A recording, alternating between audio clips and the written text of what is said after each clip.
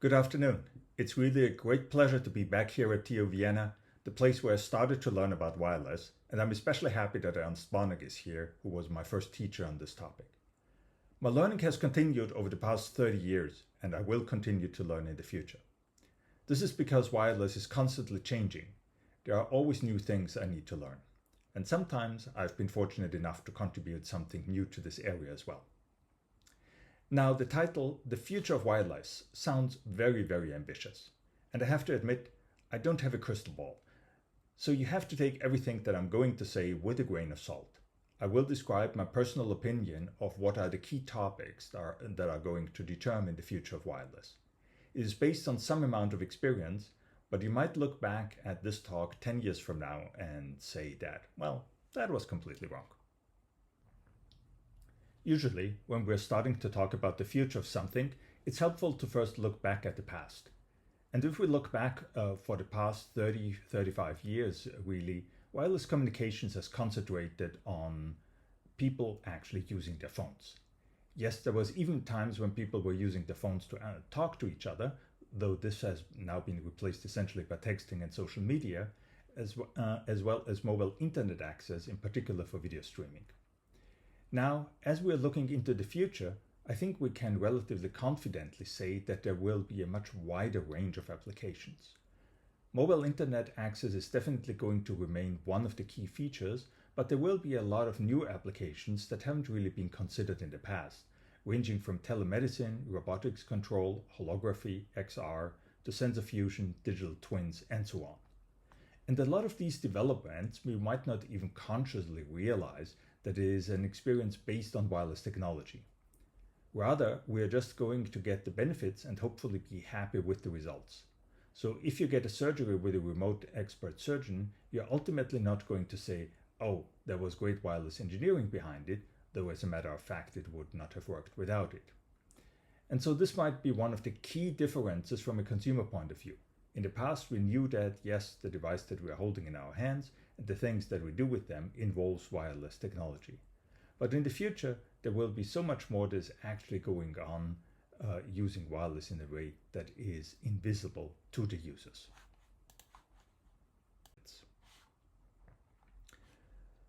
So, what are the consumer behaviors and the other drivers for wireless systems in the future? Well, let's look at a couple of trends. First of all, we can find that the number of subscribers, meaning the number of people who are using the devices, is saturating. And that has a very natural reason, namely that pretty much everybody on the planet has a wireless device by now. And obviously you can't have more users than you have people. However, the number of devices is still increasing quite significantly, as you can see in this chart here. And this is mostly driven by the number of Internet of Things devices that are connected wirelessly. Right now, this is mostly due to short-range connections, but we can anticipate that long-range IoT devices are going to be relevant as well. Furthermore, the data show us that the amount of traffic continues just to explode. You can see here the amount of exabyte per month being delivered wirelessly. How much traffic goes over which type of connection might change, but the sum curve, as you can see here, is just exponentially growing.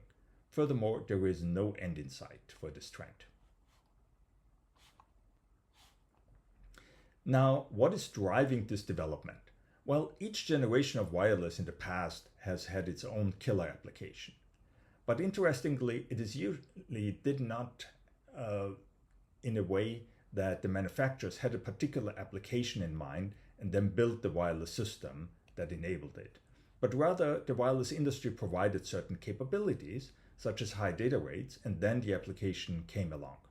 To give just one example, when 4G systems were developed, neither the smartphone nor wireless video streaming applications were envisioned as the main applications. But once the high data rates of 4G were available, then these applications just picked up and became overwhelmingly popular. As a consequence, right now, video accounts for more than 80% of all wireless traffic in the world. We also have to keep in mind the wireless data rates have increased from 10 kilobits per second about 30 years ago to now more than 100 megabits per second as a typical cellular data rate, and we are probably going to approach a gigabit per second for 6G systems. As a consequence, it's really not quite clear yet what the killer application is going to be for 6G. Something will emerge that will make us use these data rates and will make use of the latencies and the other technical specifications, but what that something is right now doesn't seem completely clear. So, when we are now looking at the development of 6G, what are the goals for the development? Well, some of these goals are simply going to be the continuation of the trends that have been accompanying us from 2G to 3, 4, and 5G. This means we want to have even higher data rates than we have nowadays, want to go up to 100 gigabits per second peak, 1 gigabit per second average, massive access for Internet of Things, ultra-low latency, and high reliability, in particular for the purpose of control systems. But there are also some completely new goals in the 6G development, which range from integrated sensing and communication to merging of computation and communication, an AI-centric design, and a focus on verticals, meaning providing a good cross-layer design for potential applications that would actually go from the physical layer all the way up to the networking and application layer. So, in the next 30 minutes or so, I would like to go through the different new technologies that are hopefully going to enable all of these improved specifications. And I'm going to divide that into 3 parts. Firstly, what are the things that will help us to increase the raw data rates, getting more and more gigabit per second over the air? Then the question of what are we doing at the physical layer to enable the new applications that I just mentioned? And finally, what is happening at the higher layers and in the cross-layer design? In order to increase the data rates, the obvious solution is to use more spectrum. 10 times the spectrum means 10 times the data rate without having to do anything else. And if we are looking again at the development of how much spectrum has been assigned to the wireless services that we are accustomed to, meaning cellular and Wi-Fi, then this has indeed increased dramatically. Over the past 30 years, spectrum assigned to the cellular in the traditional below 6 GHz frequency range has increased from a few tens of megahertz to more than a gigahertz. Similarly, spectrum for Wi-Fi has significantly increased. In the millimeter wave band that have been added over the past decade, the amount of spectrum is about 20 GHz overall assigned to cellular and Wi-Fi. There is further discussion right now about the so-called upper mid-band, meaning the range between 6 and 24 GHz, which is also called FR3, continuing the trend of assigning more spectrum. But sooner or later, we are going to run out of spectrum. So we next discuss how to increase the spectrum efficiency of the transmissions via clever engineering. First and foremost, there is the use of multiple antenna elements, in particular multi-user MIMO. This means that we use the multiple antenna elements to simultaneously form many different beams, pointing into different directions, and each of the beams can talk to one particular user. This allows to use the same time frequency resources to communicate with many users at the same time. This approach has been used since LTE, where typically 4 to 8 antenna elements are at the base station. Massive MIMO, which is a technique that was developed by Tom Marzetta in a seminal paper in 2010, now means using much larger number of antennas, say 64 or 256, or even more than 1000. I want to stress that massive MIMO is not just a souped up regular MIMO, but that these large number of antennas enable simplified signal processing, simplified scheduling, and other advantages. From the point of view of cost and energy consumption, the problem with having such a large number of antenna elements is that each of them needs an RF chain, meaning increased costs for semiconductor devices, which are also burning power. One way of reducing this cost and energy consumption is the so-called hybrid beamforming, which combines a small number of RF chains with an analog beamformer in the RF domain using phase shifters. This in turn allows to achieve high diversity and beamforming gain while reducing cost, energy consumption, and complexity. And I would also like to mention it as an example that sometimes things really take a long time to come to the market. Hybrid beamforming is something that I invented back in 2002 together with colleagues from Mitsubishi, but it took about 15 years until it actually started to gain ground and to be used. Nowadays, as the number of antenna elements is increasing more and more, it's also employed more and more. In the foreseeable future, the number of base station antenna elements is going to go up even further into the several thousands. This will introduce new scientific challenges. For example, really large antenna arrays have a near field that extends out quite a distance. Now, a lot of the techniques that we know for beamforming are based on the so-called far field assumption. Therefore, operating in the near field means that we have to come up with different signal processing methods. This is one of the fields where a lot of research is going on right now. Another topic is how to fight beam squinting, which means that the beams are looking into different directions at different frequencies, and which becomes more relevant as larger bandwidths are available. Beam squinting can either be a drawback or this can actually be exploited actively. For example, new hardware structures that combine phase shifters with delay lines can introduce some interesting degrees of freedom. Yet another trend for massive MIMO is the so-called holographic MIMO. Principles of holography, which are of course known for many years, are being adapted for the creation of three-dimensional electromagnetic fields.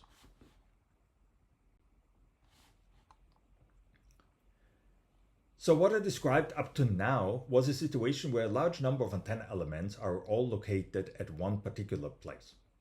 This is known as concentrated massive MIMO.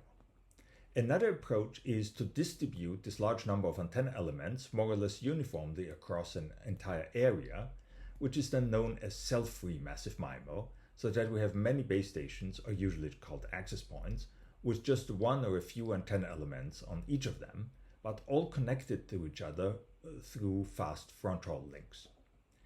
In this case, a user equipment might connect itself to a number of these access points, in particular those closest to it. And as a consequence, the concept of a cell edge becomes meaningless. We cannot ascribe a particular area and all of the UEs it contains to one access point and the other area to another access point. So consequently, the concept of cell edge in its classical form does not exist anymore either. Every UE is always in its own cell center, which means that intercell interference essentially vanishes. In addition to this great advantage, there is also now a more uniform coverage, since first of all, the range of distances between UE and nearest access point shrinks, and secondly, there is available macro diversity because of the connections from one UE to multiple access points, which makes the system more robust to shadowing. There are, of course, also challenges, the main one of which is how to get the signals to and from the access point to a central processing unit. In other words, how can the fronthaul connections be realized? Wired connections are one possibility, but are associated with considerable cost. Thus, wireless fronthaul, either in-band or out-of-band, might be an attractive alternative, but is it always possible? And if yes, how can it be made efficient? These are questions on which more research needs to be done. And of course, before we can design systems, we first have to understand the propagation channels. For cell-free massive MIMO, this means the simultaneous characterization of the channels from each UE to all the access points. You can see here some examples of the impulse responses from one UE to a larger number of access points, measured via a synthetic array. You can see that both the signal strength and delay dispersion can differ quite significantly based on the surroundings. While most of the current work on cell-free massive MIMO uses very simple channel models, realistic system assessment based on measurements will be required in the future.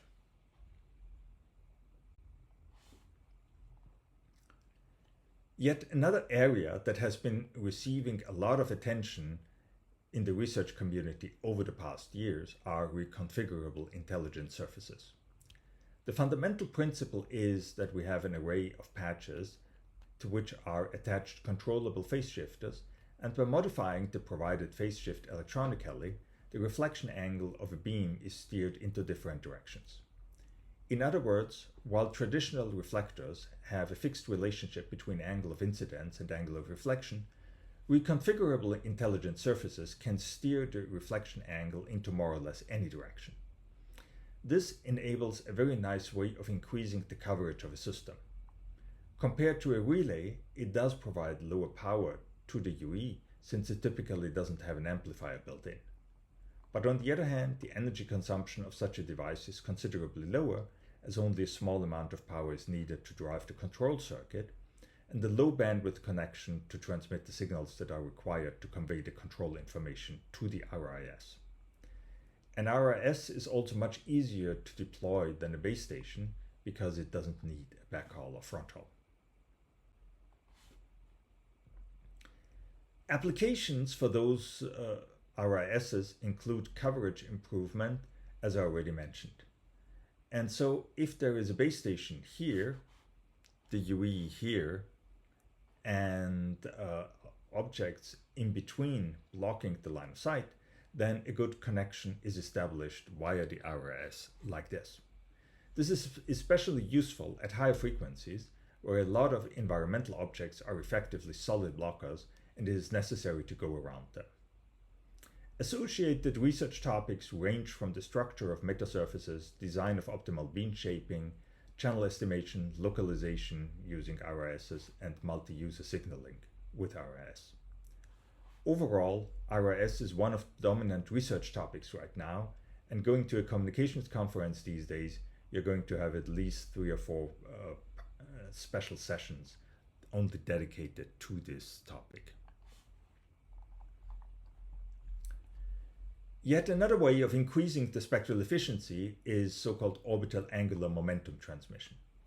This is a technique best suited for multiplexing data streams in a line-of-sight situation. One way to think about it is in terms of quantum theory. Particles can be described with 4 quantum numbers, among them the spin, which can be plus minus 1/2, and the orbital angular momentum, which can take on any integer number, positive or negative. Now, spin of a photon corresponds to polarization, but the orbital angular momentum number actually corresponds to a corkscrew pattern of the phase as it propagates along an axis. When the OAM quantum number, let's call it L, is 0, the phase front is flat and we obtain conventional Gaussian beams with a peak of the amplitude in the center. For higher OAM numbers, the amplitude has a donut pattern and the phase rotates by 2 pi, 4 pi, and so on as L increases. Now, why is this useful? Well, because OAM modes are orthogonal to each other, so different OAM modes can carry independent data streams. In addition, OAM modes and polarization are independent of each other, so that each OAM mode can have 2 polarizations, which doubles the number of data streams again. Importantly, all these streams can be created and separated by analog devices, for example, spiral faceplates. All this has been demonstrated experimentally for millimeter wave, terahertz, infrared, as well as optical links, and shown to be a very effective way of communicating in line-of-sight situations.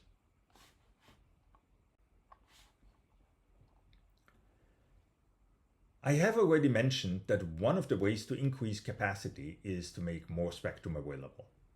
Since the frequency band below 6 GHz is almost full, attention has turned to higher frequency bands. This trend started with 5G. If you think back to the time when 5G was introduced, a lot of newspaper articles essentially equated 5G with millimeter wave spectrum. Of course, that is not true. It's just one part, but definitely an important part. For 6G, the frequency range above 100 GHz, also known as the sub-terahertz band, is now considered. Now, in earlier years, it was often said that these high frequencies cannot be used efficiently because the path loss increases with the square of the frequency. This contention needs to be taken, however, with a very large grain of salt. To show why, I put on this slide the only equations on this whole talk. On the left side is the classical path loss equation that is reproduced in every textbook. It indeed shows that the path loss goes up with the square of the frequency. However, this is for constant antenna gain. On the right side, you see the equation for the antenna gain, linking it to the antenna area. And when looking at these two things together, you realize that only if the antenna gain is frequency independent, then the path loss actually increases with frequency. Conversely, if the antenna area at transmitter and receiver is frequency independent, then the path loss actually decreases with increasing frequency. At the same time, that means that for an antenna with 1 square meter area, the antenna gain or directivity is very high, say 30 dB. When communicating over fixed wireless links, parabolic antennas with quite reasonable physical dimensions can have gains of 40 to 60 dB at the very high frequencies. However, for mobile access, the direction of maximum gain must be adaptive, so the antennas are realized as arrays with elements whose size is related to wavelength. So then we need more and more elements as the frequency increases. From a practical point of view, this number of elements might be limited.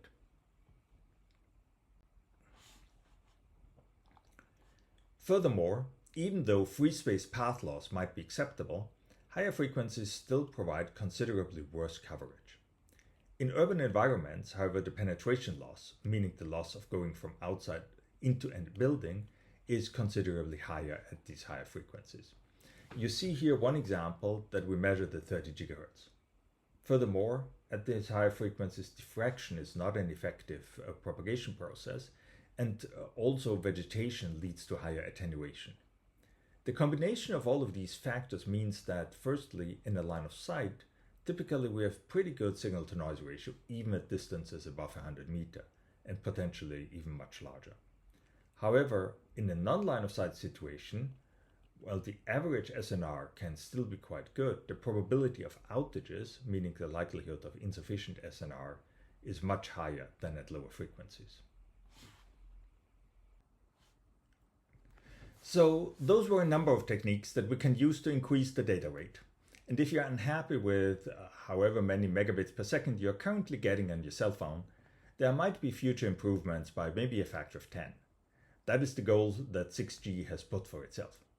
Now, another topic that I want to discuss is what are actually the new applications that we are going to encounter in the future, in particular in 6G, and what developments have to happen at the physical layer in order to enable those.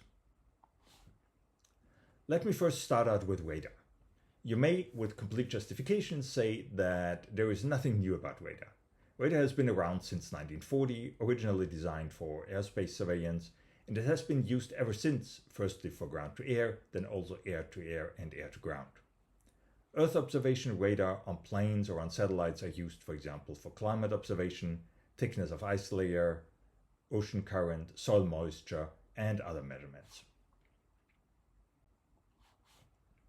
In terms of ground-based radar, the most popular form is vehicular radar, which is at the core of almost all driver assistance systems.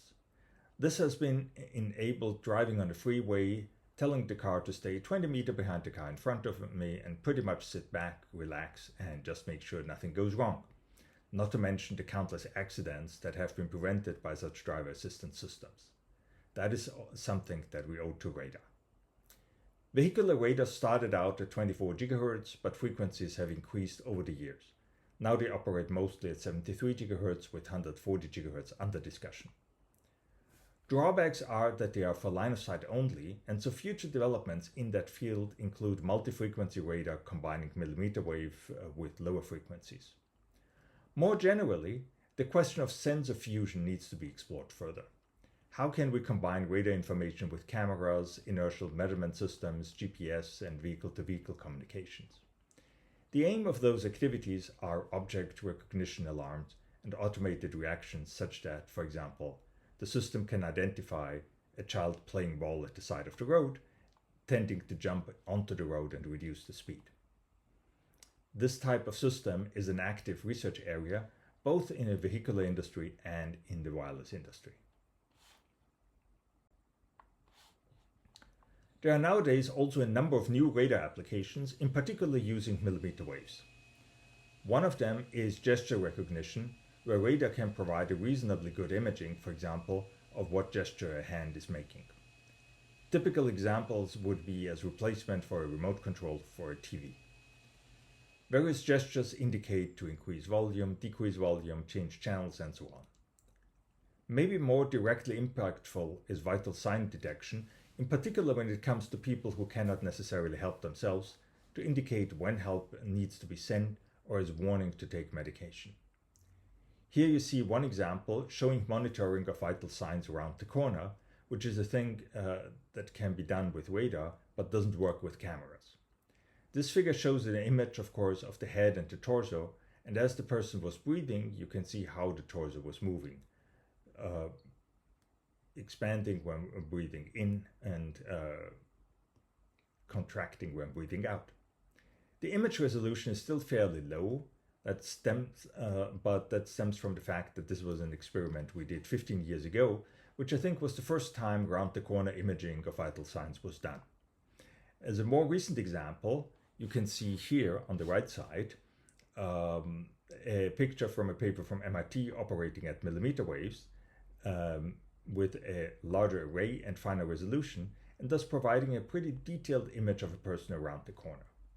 Similarly, motion detection through walls with radar has also been explored and is starting to play a bigger role in medical as well as surveillance situations.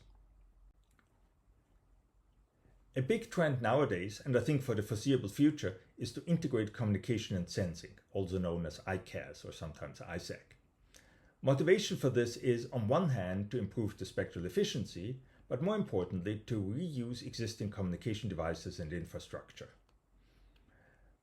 From a spectral efficiency point of view, joint optimization provides the best results, but improvements over simple time multiplexing of sensing communication signal is limited, typically around a factor of 1.5. In contrast, we can get very large savings by avoiding to build up a whole new infrastructure for sensing or a whole new set of base stations that would be purely dedicated to sensing. Rather, by just taking the existing infrastructure of, for example, cellular Wi-Fi, we can have a much more efficient, cost-efficient implementation. In addition to the time or frequency multiplexing I already mentioned, there are a number of different ways of how to do ICAS, such as modulating information onto radar signals or using communication signals for sensing. Some of the research challenges that we are going to encounter are, first of all, what are the fundamental limits of such systems? How do we deal with monostatic radars when using classical 5G waveforms? How do we find a compromise for beamforming that results simultaneously in good communication links and scans the beams for sensing? What are good waveforms in the sense that they are good for both communication and sensing? In terms of that last question, one waveform that has drawn a special interest is the so-called orthogonal time-frequency space, or OTFS modulation. This is essentially a modulation in the delay Doppler domain, in a way a dual of OFDM, which is working in the time-frequency domain. This waveform is well suited for sensing because the pulse shape is related to pulse Doppler radar. In terms of the deployments that are being done right now, one big development is fixed wireless access. Again, it is interesting how history repeats itself, because fixed wireless access was a big topic in the late 1990s. In those days, it was intended as a replacement of the copper lines to the home for actual speech telephony. Now, this approach is coming back as an opportunity for giving broadband internet access without actually having to dig up the streets and lay optical fibers. It has gained a lot of popularity in the US, but is also quite popular in Austria now. In any case, there are interesting research challenges because the communication channels are different for a fixed wireless link compared to mobile access due to the reduced amount of channel variations compared to which can be a blessing or a curse. But in either case, the different operating conditions require to rethink the motivation and system architecture in order to be as efficient as possible. Another change of architecture is the introduction of unmanned aerial vehicles, or UAVs, or drones, however you want to call them. Wireless for UAV, in other words, how to keep control from the ground, is of course one topic of research, but probably more interesting is wireless networks using UAVs as infrastructure. In other words, when using drones as flying base stations, we then have to think about how reliable we can make coverage under those circumstances. How do we plan the routes of the drones? What is the energy efficiency of the whole setup? At what frequency band should we operate? How do we avoid the need for heavy amplifiers and other loads for the drones, and so on? So there's a lot of research to be done. Another topic that seemed old and outdated for a while, and which suddenly has become hot and will stay so for the near future, is satellite communications. While we have experienced or heard about Sputnik and the beginning of satellite communications, we are now suddenly dealing with so-called massive constellations in low Earth orbit, consisting of tens of thousands of satellites. The driver for that development really was outside of wireless, namely that the cost of launching satellites has gone down so dramatically, particularly through the introduction of reusable rockets, that it is now feasible to actually create such massive constellations at a reasonable price. The resulting research of interest to wireless researchers range from antenna design, handover, adaptive modulation and coding, in semi-deterministic channels, to inter-satellite communications, load balancing, reliability in different environments, and so on. At the same time, these systems are also interacting with traditional ground-based networks. This creates, on one hand, a competition or interference between the self-contained satellite system and the set of self-contained ground systems. This raises then the question of what frequency ranges can be assigned to ground systems if there is, for example, a satellite uplink or downlink in the vicinity, which is something that is very important for frequency regulators. It is also important for device design so that appropriate filters and interference countermeasures can be built. On the other hand, there is also the application case of transmitting at least short messages to or from any location via a satellite. Consider an emergency notification if a user is lost somewhere in the mountains and outside the range of cell towers. In that case, being able to send an SMS saying, "Help, I'm stuck here," can be a literal lifesaver.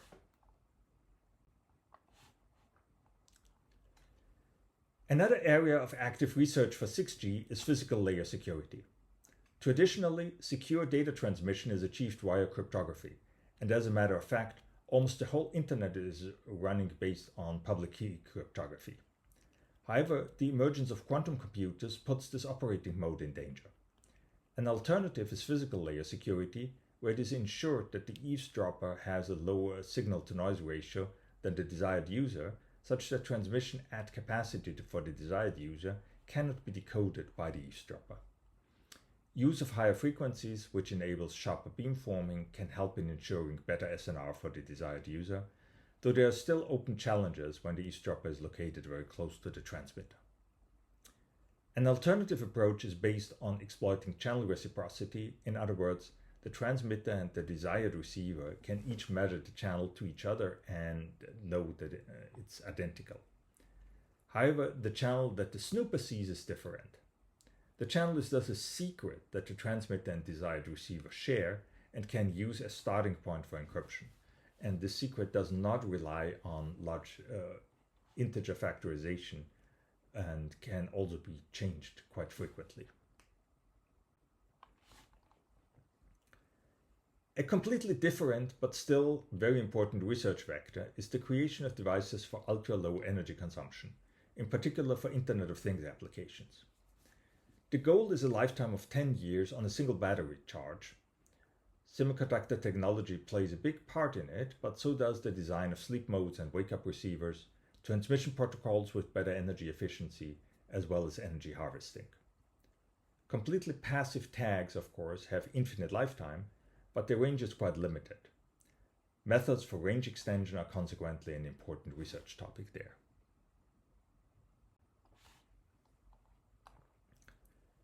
Let us now turn to higher layer and cross-layer development that might influence the future. One of the major developments of the past years, which is continuing, is edge computing.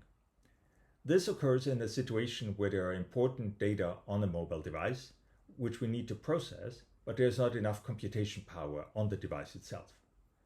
So we need to send the data to an edge server, execute the computations, and transfer the information back to the device.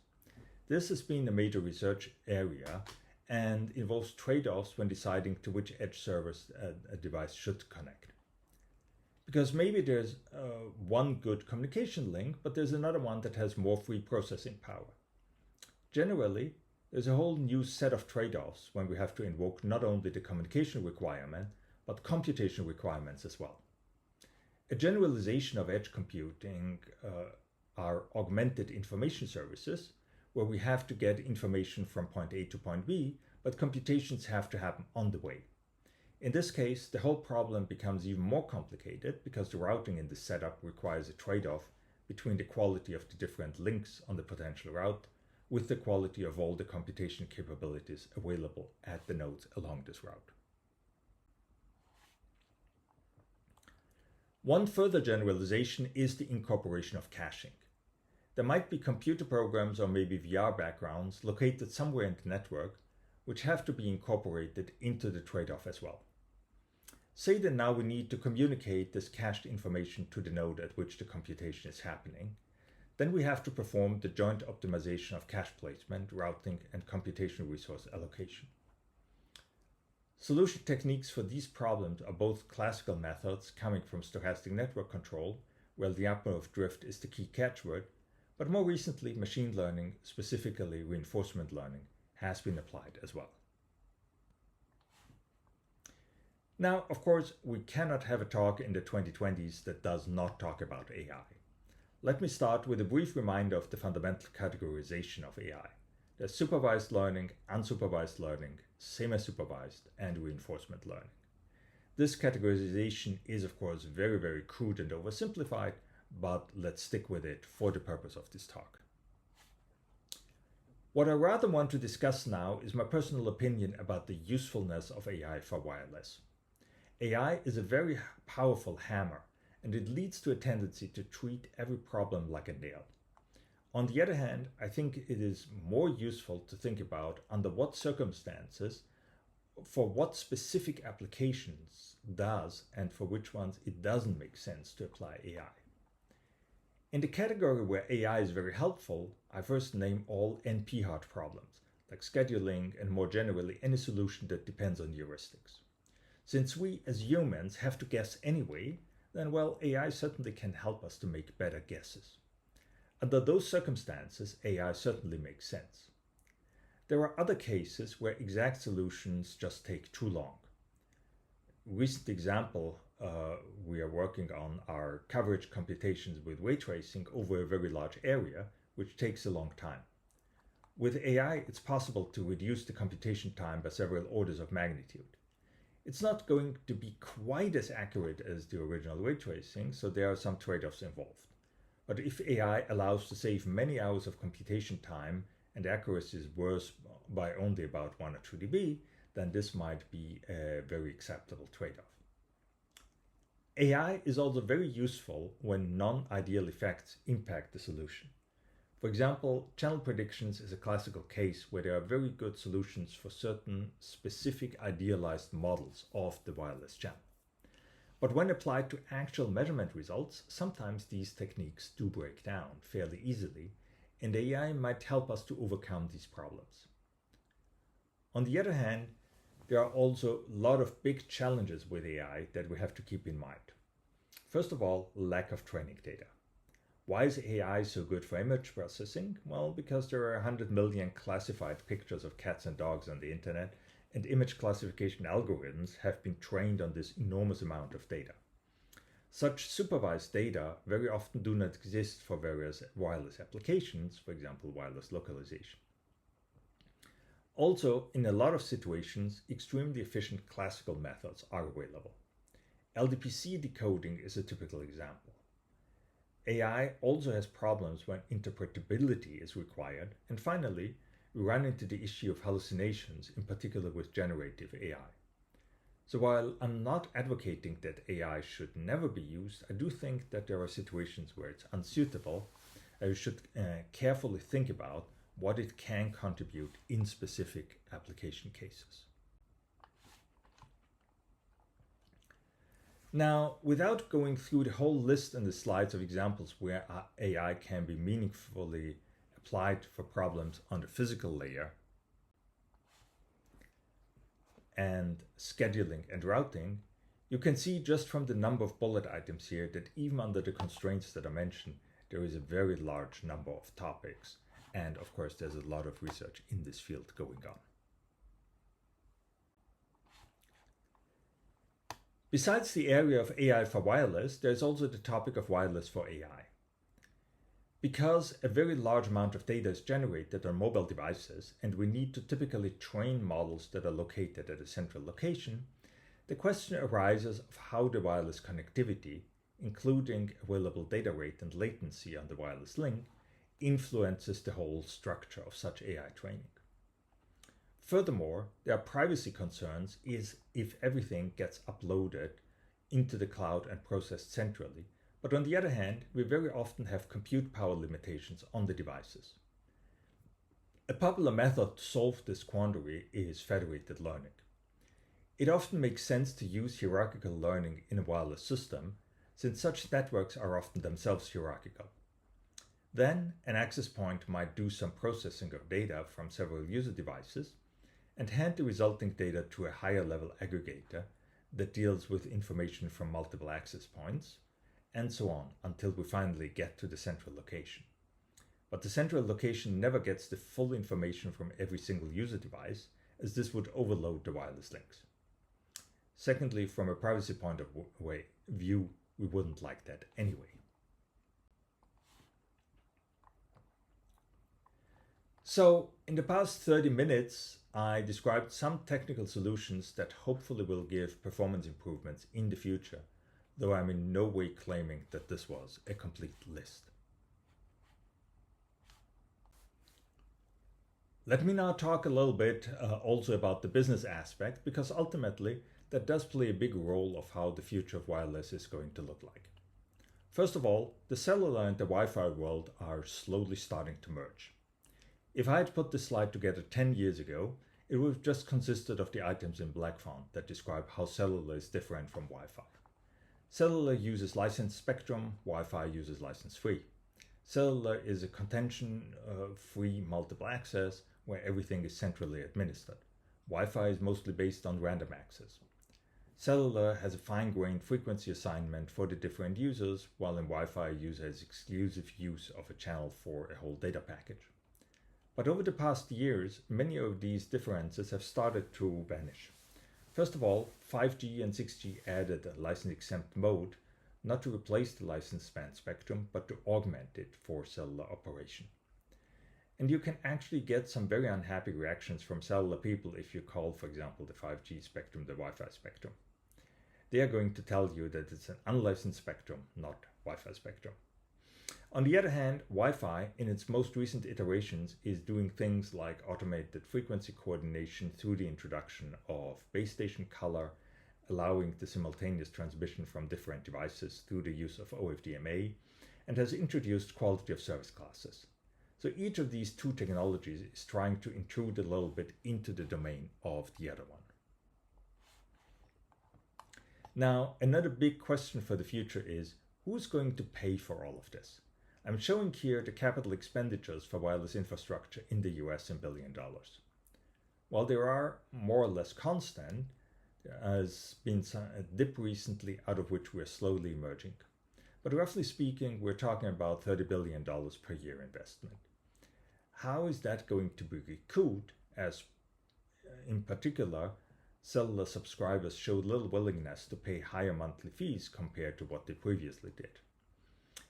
I recently computed that my monthly subscription fee, adjusted for inflation, is roughly the same as what I paid in 2000, but instead of 10 kilobits per second, I'm now getting 100 megabits per second data rate. Thus, there needs to be new incoming data streams for the wireless industry, and this will influence wireless research. I want to especially acknowledge Reinaldo Valenzuela, who has been pointing out this fact for a long time at a number of scientific meetings. I'm echoing his argument because certainly the development cost and deployment cost for going to 6G and beyond needs to be recouped somehow. It is actually a lot of these new applications that offer the best possibility for such a recouping of investment, because in new applications, a connected car makes it easier to convince consumers to say that, well, that's something new, I'm willing to pay extra for that. In contrast, few consumers are willing to pay an increased monthly fee for a data rate for their cell phone that, for example, is now 400 megabits per second instead of 100 as it was before. Similarly, fixed wireless access is a new service, and consumers are willing to pay extra, potentially using the money they previously paid to cable internet providers. For applications like Industry 4.0, private wireless networks give high reliability wireless connectivity within, for example, an industrial campus, and again, it seems fairly obvious that this can be a new revenue stream. Now, this last slide here shows the hype cycle, which is something very useful to keep in mind whenever we are talking about new technologies. Basically says that a new technology is triggered, followed by ballooning interest, leading to a peak of inflated expectations. Red flags are when you hear sentences like, this time it is different, or this will solve all the problems in this field. The peak of inflated expectations is always followed by the trough of disillusionment. Finally, most technologies come out of that, and we're settling for a reasonable use of this particular technology for applications where they actually make the most sense, and this is what we're calling the plateau of productivity. Here are a couple of examples. In 2015, everybody was talking about self-driving cars being around the corner. Next year, we're going to have mass market products. Around 2020, people were fed up with the next year this is going to happen and then never happening. So there was a complete stepping away from this technology, at least in the mind of the public. Nothing was happening, so therefore nothing's gonna happen. And now finally in 2025, we are at the stage where you actually can order a Waymo ride in Los Angeles and quite a few other cities, meaning that we have self-driving cars that are behaving more rational and safer than human drivers, but it will still take quite a number of years until they have permeated the whole of the US and most other countries as well. Another example, this one actually in the wireless area, is ultra-wideband communications, which was pioneered by Bob Schultz at USC. It was a great research topic that suddenly got overhyped in the early 2000s when quite a few companies tried it for applications it was not most suitable for. This led to UWB falling into the trough of disappointment. During that time, in the late 2000s, there was even a standard developed, IEEE 802.15.4, in which I was heavily involved, for applications where UWB really made sense. But because of the earlier disillusionment, it was not widely adopted then. Only around 2020, it suddenly came back. And now we actually have UWB chips in Samsung Galaxy phones, in iPhones, and so on. You might not even realize that you have one yourself now. Cognitive radio is yet another example.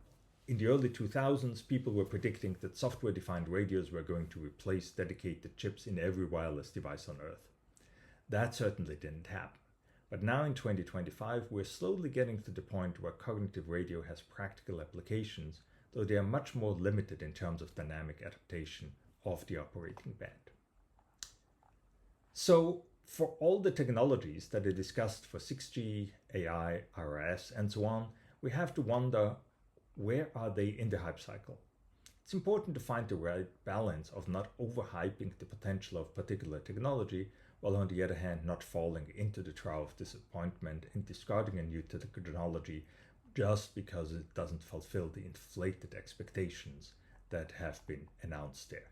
Very often not by the research in that area, but by people who maybe did not have quite the understanding to see the limitations of such technology in the first place. So to summarize, Wireless right now is, of course, working very well for smartphones and similar applications. Emerging future applications require higher data rates, lower latency, higher reliability, and sensing capability, and that in turn needs innovations on both physical and higher layers. These innovations will be built on research of the past 10 years. The things that are going into products now are very often based on things we've invented or explored quite a while ago. The things that's being investigated as hot research topics, they might come in a little bit faster, but still will take quite a few years until we see them in products. And last but not least, beware of the hype. Just because something is hyped doesn't mean that it is useless either. With that, I would like to thank all of the people with whom I have collaborated on this topic, both at ERC and at universities, companies, and research organizations worldwide, as well as the funding agencies, sponsors, and clients. And of course, I'll be happy to answer any questions now in the Q&A or later via email. You can also find a lot more detailed technical information in my textbook, whose third edition includes a considerable number of topics that I mentioned today, as well as on our website, whites.usc.edu.